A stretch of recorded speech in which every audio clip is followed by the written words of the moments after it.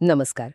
घर खरेदी म्हणजे अनेकांसाठी आयुष्यातला एक मोठा महत्वाचा टप्पा असतो, नाही का? अगदी खूप मोठी गुंतवणूक असते ती. हो. आणि म्हणूनच आज आपण मिळालेल्या माहितीच्या आधारे जरा सखोल बघणार आहोत की घर घेताना नेमकं काय काय तपासायला हवं. म्हणजे अगदी सोप्या भाषेत समजून घेऊया की ही गुंतागुंतीची प्रक्रिया नेमकी आहे तरी कशी. बरोबर.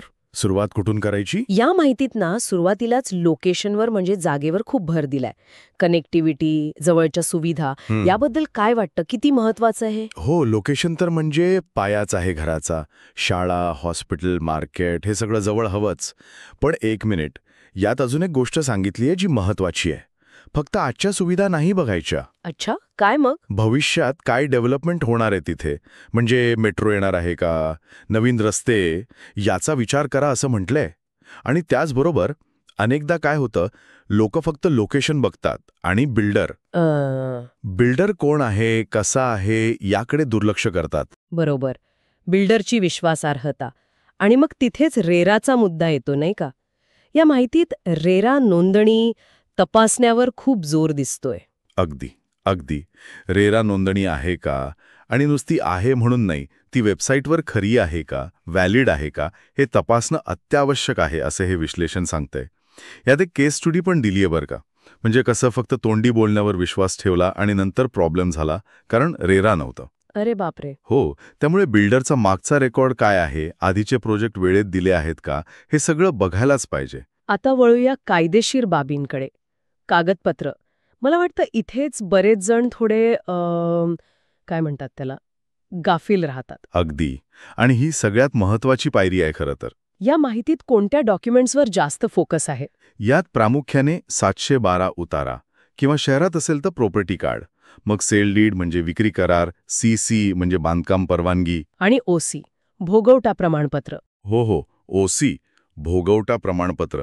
ओसी शिवाय घरात राहायला जाणं कायदेशीर नाहीये हे अगदी स्पष्ट म्हटलंय यात. आणि एक गंमत म्हणजे यात असंही सुचवलंय की कोणत्या मोठ्या बँका त्या प्रोजेक्टला लोन द्यायला तयार आहेत हे बघणं. अच्छा, म्हणजे ते एक प्रकारे इंडिकेशन झालं की कागदपत्र ठीकठाक असणार. करेक्ट, बरोबर.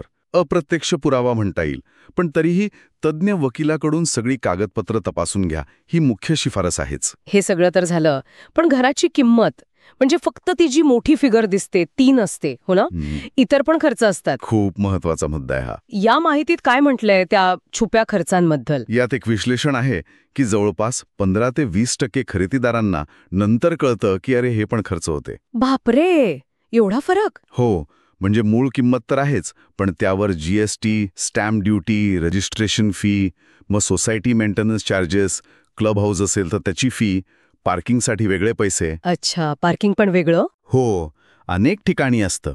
तर ह्या सगळ्याची स्पष्ट कल्पना सुरुवातीलाच घ्यायला हवी, नाहीतर आपलं बजेट कोलमडतं असं स्पष्ट सांगितलंय. खरं सांगायचं तर यूडीएस म्हणजे जमिनीतला अविभाज्य हिस्सा, याबद्दल मी इतका विचारच केला नव्हता ही माहिती वाचायच्या आधी. काय महत्व आहे याचं? हो ना, हा मुद्दा खरंच दुर्लक्षित राहतो अनेकदा. यूडीएस म्हणजे अनडिवायडेड शेअर ऑफ लँड. सोप्या भाषेत त्या पूर्ण जमिनीमध्ये तुमच्या फ्लॅटच्या मालकीचा किती हिस्सा आहे ते. ओके, पण त्याचा उपयोग काय? उपयोग भविष्यात आहे. म्हणजे समजा खूप वर्षांनी ती इमारत रिडेव्हलपमेंटला गेली, पुनर्विकासासाठी. तेव्हा तुमच्या मालकी हक्कासाठी आणि तुम्हाला काय मोबदला मिळेल ह्यासाठी हा यूडीएस खूप महत्वाचा ठरतो. त्यामुळे फक्त कार्पेट एरिया बघून चालत नाही, जमिनीवरचा हक्क किती हे लाँग टर्मसाठी महत्वाचं आहे. समजलं. आणि प्रत्यक्ष बांधकाम म्हणजे क्वालिटी कशी आहे, साईट व्हिजिटबद्दल काय म्हणतात? हो, साईट व्हिजिट तर मस्ट आहे. म्हणजे प्रत्यक्ष जाऊन बघायलाच हवं. वापरलेल्या विटा कशा आहेत, प्लास्टर कसा आहे, फ्लोरिंग टाईल्स, इलेक्ट्रिक वायरिंगची क्वालिटी, नळ फिटिंग्ज. म्हणजे बारकाईने बघावं लागेल. अगदी. यात एक चेकलिस्ट पण दिली आहे की साईटवर काय काय तपासावं. आणि हो, त्या एरियामध्ये पुढे काय विकास होणार आहे, म्हणजे एखादा नवीन पूल येतोय का, आयटी पार्क येतोय का. अच्छा, त्याचा प्रॉपर्टी व्हॅल्यूवर परिणाम होतो म्हणून. बरोबर. त्यामुळे त्याचंही मूल्यमापन करायला हवं. तर या सगळ्या चर्चेतून एक गोष्ट अगदी स्पष्ट होतीये की घर खरेदी म्हणजे फक्त भावना किंवा बजेटचा विषय नाही, तर खूप अभ्यास आणि थोडी दूरदृष्टी पण लागते. अगदी.